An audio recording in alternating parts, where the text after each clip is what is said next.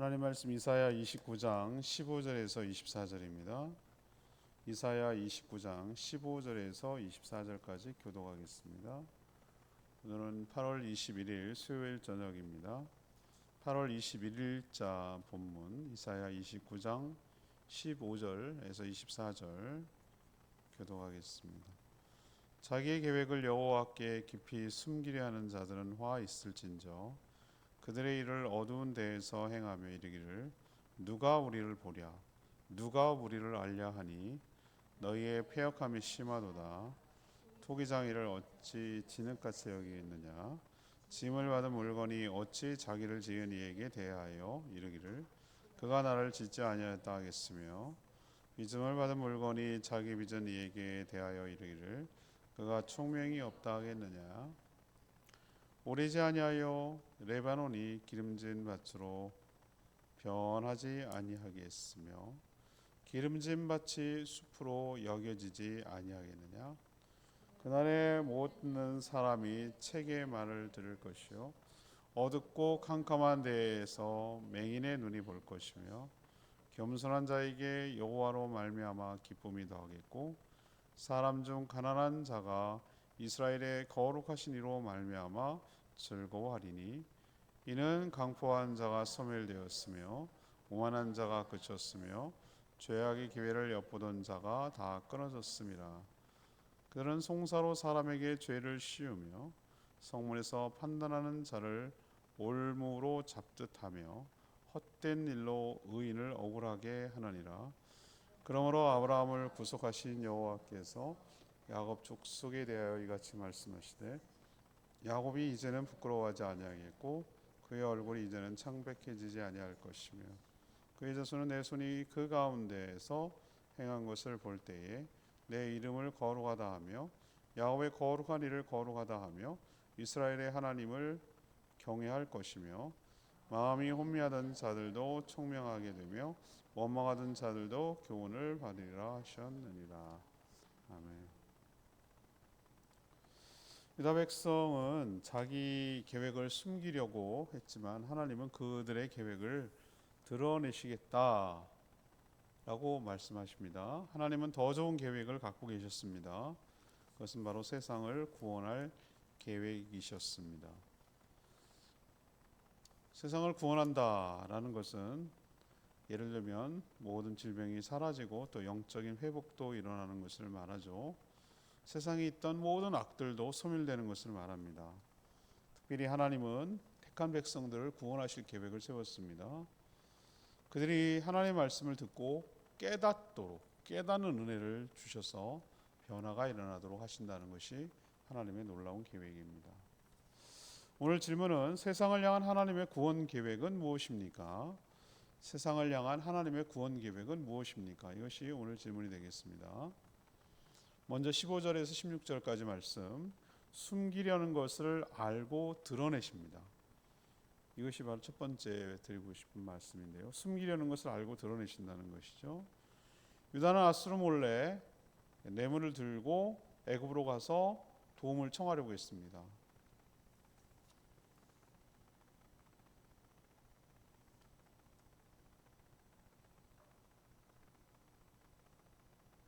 그 몰래 사막으로 광야로 낙타를 싣고 길로 안 가고 들킬까 봐 그렇게 했다고 제가 말씀드렸죠.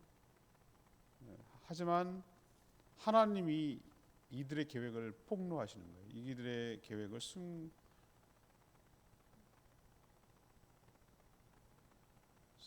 숨긴 것을 드러내려고 하셨죠.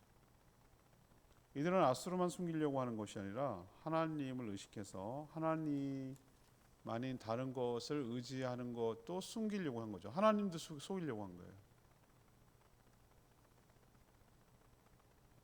왜 그런가? 이사야 선지자를 통해서 하나님이 강대국을 의지하지 말라, 하나님만 의지하라고 이렇게 권고를 받았는데 그 말을 거절하고 거역하고 자기 나름대로 살궁리를 계획한 것이 바로 이집트, 애굽에 붙어서 아수르를 막아달라고 그렇게 도움을 청하는 게 그들의 계획이었죠.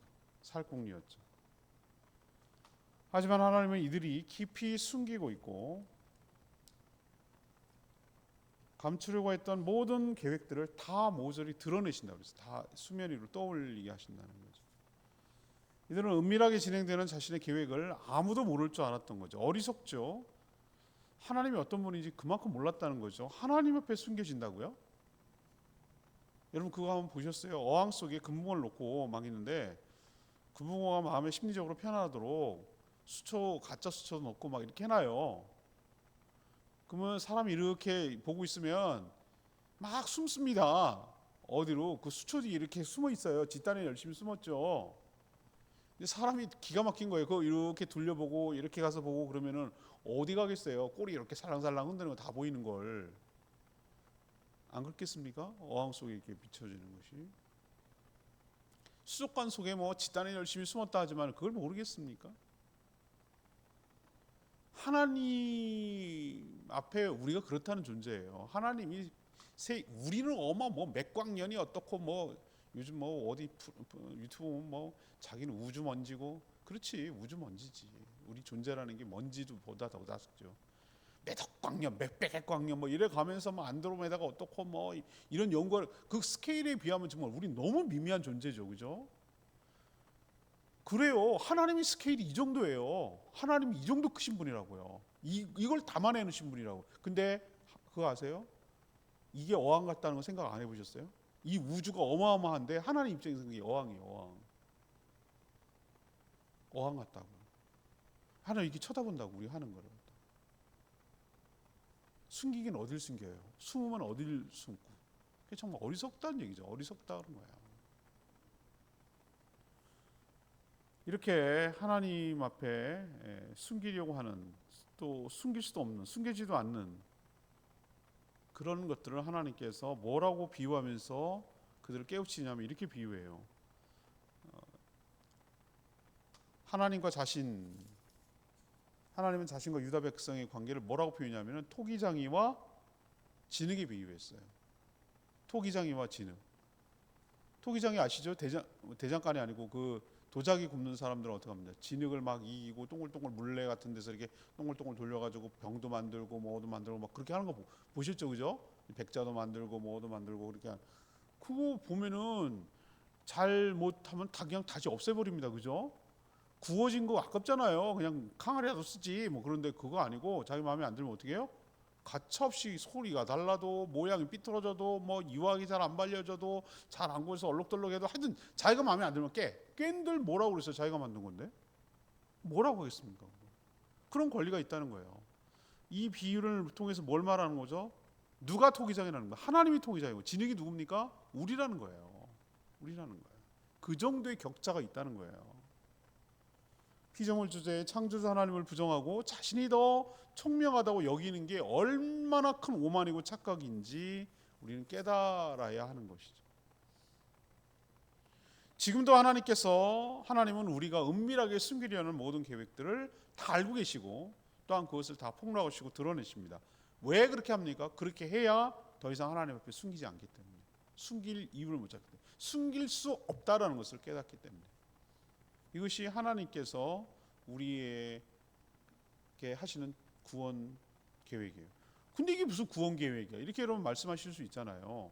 부끄럽게 만드나? 우리를 창피하게 만드나? 우리가 있는 걸 다 드러낸다는 게 뭐가 구원 계획이야? 안 드러내면 우리 죄가 드러내고 폭로되지 않으면 회개하지 않고 숨겨요. 끝까지 숨기려고 해요.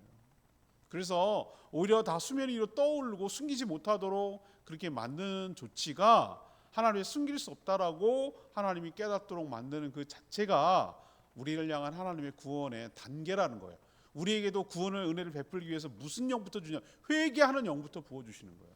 회개하는 영을.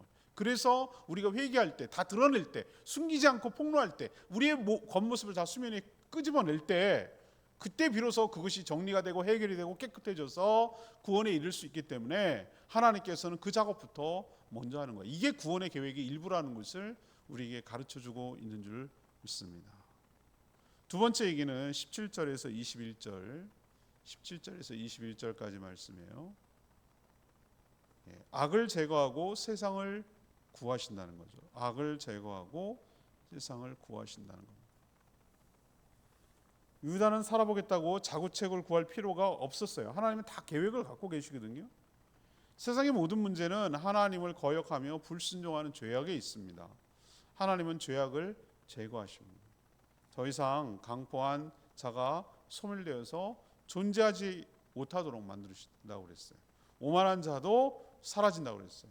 송사를 해서 죄를 덮어 씌워가지고 억울하게 만드는 자도 사라진다고 했어요. 겸손한 자들만 남아 하나님이 주시는 기쁨을 누리게 만든다고 약속하고 있습니다. 모든 것이 결핍되어 부족했던 자들도 하나님의 은혜로 풍족하게 누린다고 오늘 이야기하고 있습니다. 하나님은 황폐화된 자연마저도 회복시킨다고 말씀합니다. 모든 장애와 질병을 제거하신다고 말씀하십니다. 하나님 때문에 기쁨을 누리도록 영적인 회복도 일으키신다고 오늘 약속하고 있습니다. 사회적 죄악을 조장하는 모든 세력들이 다 제거가 되는 것이죠. 이게 바로 구원의 모습 아니겠어요? 하나님께서 왜 심판합니까? 우리는 우리 죄를 드러내고 회개하고 우리를 구원하기 위한 거라면, 우리를 그렇게 유혹하고 우리를 압박하고 우리를 괴롭혔던 그 악한 사단 마귀와 그로 인한 사회적 현상들, 이런 모든 황폐화된 것까지 전부 다 하나님께서 다 회복시켜 주시고 모든 악한 것들을 다 소탕하고 그것들을 다 끄집어내셔서 그들을 제거하셔서 이 세상을 구원하심으로 우리를 구원하시는 방법을 취하신다는 것이죠. 이렇게 되리라고 저는 믿어요. 절대로 죄가 안 없어집니다. 하나님이 건들고 하나님이 심판하시고 하나님께서 하셔야지, 이것들은 죽지도 않아요. 작년에 왔던 각설이 죽지 않는 그게 아니고, 이 죄악은 하나님이 손대지 않는 한 절대 안 없어져요. 세상은 점점 더 악해지고 더 기가 찰 정도로 세상이 타락하고 망가질 겁니다. 사람이 어디까지 망가지는지를 우리는 벌써 성경을 통해서 잘 보여주고 있어요. 이게 요즘 세상이 아주 왜 이렇게 세상이 타락해 라고 말하는데, 이보다 더 타락한 때도 많이 있었어요. 상상도 못할 타락, 인간이 짐승 수준으로 전락한 때도 있었어요. 이 정도는 뭐 세상이 왜 이래 라고 말할 정도도 아니에요. 공의가 상실되고 정의는 저리 가버렸고 자기가 기준이 돼버렸고 자기는 옳고 쟤는 틀렸고, 이런 정말 암울한 시대가 세상 곳곳에 있었어요. 이건 절대 안 없어집니다. 어떻게 돼야 없어집니까? 하나님이 손을 대셔야 돼요. 사람의 힘 갖고 될 일이 아니에요. 하나님 뜻이 이 땅에 실현되도록 우리는 힘쓰고 애쓰고 노력해야 되지만, 궁극적으로는 하나님이 그 모든 세상에 잔존해 있는 악을 다 제거하고 청산할 때 비로소 우리가 구원을 받고 그런 세상에서 살게 될 줄 믿습니다. 마지막 세 번째는요, 22절에서 또 24절까지 말씀인데요, 택한 자들을 온전히 회복시킨다는 게 하나님의 구원의 계획이에요. 택한 자들을 온전히 회복시킨다는 거죠. 22절에 나온 아브라함 이야기가 나오죠. 하나님은 아브라함을 구속한 분입니다. 또한 그의 자손 야곱 족속도 언약을 기억하셔서 구원하셨습니다. 여기에 야곱의 족속이라는 게 누구를 포함하죠? 북이스라엘, 유다, 서로 지네끼리 싸웠지만 공통의 조상이 있다면 아브라함, 이삭, 야곱을 공통의 조상을 하고 있죠.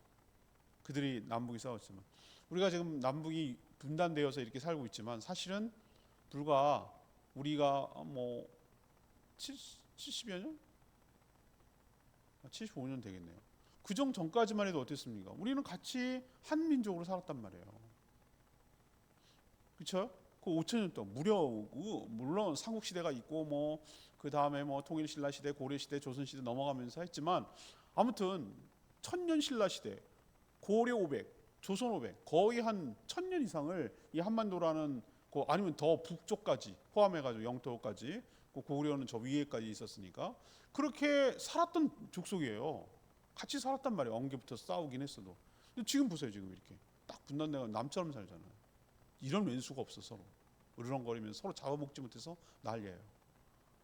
저것들은 우리를 갖다가 미제 앞잡이라고 그러고 맨날 죽일 궁리나 하고 그러고 앉았고, 우리는 북한 좋아합니까? 친북이 어디 있습니까? 친북 좋아하는 사람이 세상에 난 몇 명이나 있을지 참 누가 북한을 저걸 실체를 좋아하고 막 북한을 따르는 사람들이 난 과연 몇 명이 됐을지 나는 솔직히 의심스러울 때가 많아요. 다 천지 백주 대낮에 다 알고 있잖아요. 북한이 어떤 상태라는 걸 우리는 다 알고 있단 말이죠. 누가 북한을 좋아하고 누가 김정은을 추종하는단 말이죠. 정신 나가지 않는 이상. 그런데도 여전히 둘이 으르렁거리면서 잡아먹지 못해가지고 서로 싸우고 있는 이 슬픈 현실이에요. 근데 이게 우리만의 문제가 아니었어요. 딱 이스라엘이 그랬어요. 딱 남북으로 갈린 다음에 유다하고 이스라엘 엄청 싸웠어요. 지네끼리도 싸우고 서로 또 다른 왕이 있었어요. 이들을 보면 이스라엘 역사를 보면 꼭 우리나라 같았고 꼭 우리나라 같이 남북이 싸우는데 우리는 공통의 조상이 있잖아요. 이들도 또 공통의 조상이 있어요. 아브라함, 이삭, 야곱이 공통이었어요. 하나님께서 궁극적으로 이 얘기를 왜 하시는지 아세요? 놀라운 계획을 하는 갖고 계세요. 제가 얘기했죠. 100년이 넘으면 딴 민족이라고. 우리나라가 지금 분단이 70몇 년이 됐는데 이런 식으로 한 20몇 년 더 지나잖아요. 50년이지만 2050년이 되겠지. 그러면 딱 1950년이니까 여기 그때부터 6.25가 됐고 그 전부터 분단됐으니까 45년부터 분단되니까 45년이 얼마 남지 않았습니다, 여러분. 2045년이 딱 우리나라가 분단 딱 갈렸잖아요. 신탁통치하려고. 100년끼리 남을 이렇게 지내면 다른 민족이 돼요. 우리하고 북한하고 보세요. 생긴 것도 이제 달라요. 말도 다르고요. 여러분 생긴 거 다른 거 못 느껴요? 많이 달라요. 저 사람 북한 사람 티나네. 뭐 이건 느껴지지 않아요? 어딜 가나 티가 나잖아요, 그죠? 딱 티가 난단 말이에요. 그렇게 이제 딴 민족이 되는 거예요. 이런 정말 불상사가 있는데 이들은 서로 몇백 년 동안 으르렁거리고 300년 넘게 따르게 살았단 말이죠. 근데 놀랍게도 하나님은 무슨 계획을 갖고 있냐면은 북이스라엘, 유다를 하나로 묶어서 구원하시겠다는 거예요. 이야, 북이스라엘은 망해졌는데? 이렇게까지 생각하는데 이게 하나님께서 그리스도 안에서 통합하고 통일되게 하려는 하나님의 놀라운 계획을 갖고 있어요. 하나님은 북쪽도 포기하지 않으셨어요. 그들도 하나님의 구원의 대상이에요. 우리 일본 밉잖아요. 다라고는 안 하지만 얼마나 사사건건 그냥 시비를 걸고 맨날 깐죽깐죽거리고 지네가 통치한 것을 갖다가 자랑하고 우리를 아주 깔보고 우습게 여기고 이러잖아요. 중국은 우리를 얼마나 우습게 여깁니까? 사드 배치했다고 아주 그 보복을 해가면서 그렇잖아요. 역사적으로 한 번도 우리나라를 위한 적이 있었냐 말이에요. 단 한 번도 없었지. 일리 깨지고 절로 깨지고 일로 터지고 그렇게 살았잖아요. 우리는 그럴지 몰라도 하나님은 놀라운 계획을 갖고 있어요.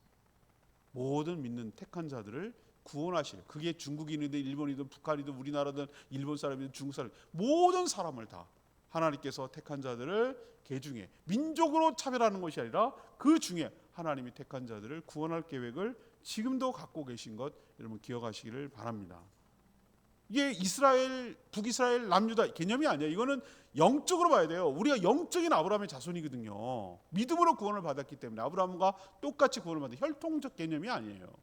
그래서 이것은 이사야는 구약이긴 해도 먼 훗날 신약 시대에 어떤 자들이 구원을 받을 것인지를 미리 예표하고 예고하고 있는 거예요. 예수 그리스도를 믿음으로 구원을 얻은 신약의 성도들까지 다 구원의 바운더리, 구원의 대상에 포함시키고 있는 줄 압니다. 구원받은 성도들이 이제는 더 이상 부끄러워할 것도 없다고 그랬어요. 22절 보세요. 부끄러워할 필요도 없고 놀랄 필요도 없고 화낼 일도 없을 거라고 하셨어요. 하나님이 거룩하신 하나님의 이름을 걸고 하나님의 택한 이스라엘 백성들이 하나님을 경외하도록 만드실 것이기 때문에 그렇다고 장담할 수가 있는 거죠. 그때가 되면 사탄의 계략과 귀신들의 유혹으로 혼미했던 자들마저도 총명하게 될 것입니다. 너무도 원통하게 살았던 자들 역시 하나님의 교훈을 얻게 될 줄, 지혜가 생길 줄 믿습니다. 이게 하나님의 계획이에요. 이게 하나님의 구원 계획이라고요. 하나님 맨날 야단이나 치고 하나님 맨날 못 잡아먹어서 난리 치는 것처럼 하나님 오해하시면 안 돼요. 성경에 그런 내용만 있는 게 아니에요. 하나님은 그 중에 왜 그렇게 말씀하시는지를 알아야 돼요. 이런 놀라운 구원 계획을 성취하기 위한 하나의 과정에 불과해요. 그런데도 이런 하나님의 계획을 온전히 신뢰하지 못하고 스스로 살아보겠다고 구원 얻겠다고 노력하는 모든 자신만의 구원 계획은 허사가 될 것입니다. 지금도 안 그럴까요? 지금도 강대국을 의지하고 지금도 과학을 의지하고 지금도 다른 여러 가지 사이비 종교를 의지하고 자기 나름대로 자구책을 구하려고 얼마나 노력합니까? 하나님의 구원 계획을 이렇게 얘기를 해줘도 귀뚱으로 듣잖아요. 우리는 하나님의 구원 계획을 신뢰하고 믿음으로 인내하며 기다리며 살아가는 저희 모두가 되기를 소망합니다. 22절 레마의 말씀입니다. 22절. 그러므로 아브라함을 구속하신 여호와께서 야곱 족속에 대하여 이같이 말씀. 야곱이 이제는 부끄러워하지 아니하겠고 그의 얼굴이 이제는 창백해지지 아니할 것이며. 성도 역시 세상을 살다 보면 부끄러운 일도 많이 생깁니다. 또 너무 무섭거나 두려워 얼굴이 창백해지기도 합니다. 그렇지만 이제 하나님이 개입하셔서 구원하시면 그런 일은 생기지 않을 것입니다. 마음이 평안해집니다. 모든 악은 제거되어 성도를 유혹하거나 압제하던 것이 사라졌기 때문입니다. 그렇게 되길 간절히 소망합니다. 모든 질병도 장애도 사라지고 영안이 열려 총명해지며 주를 바라보는 세상이 오게 될 줄 믿습니다. 우리는 그때까지 믿음으로 살아가며 버티며 기다리는 저와 여러분 되기를 소망합니다. 하나님 말씀 붙들고 기도하기 전에 464장 붙들고 기도하겠습니다.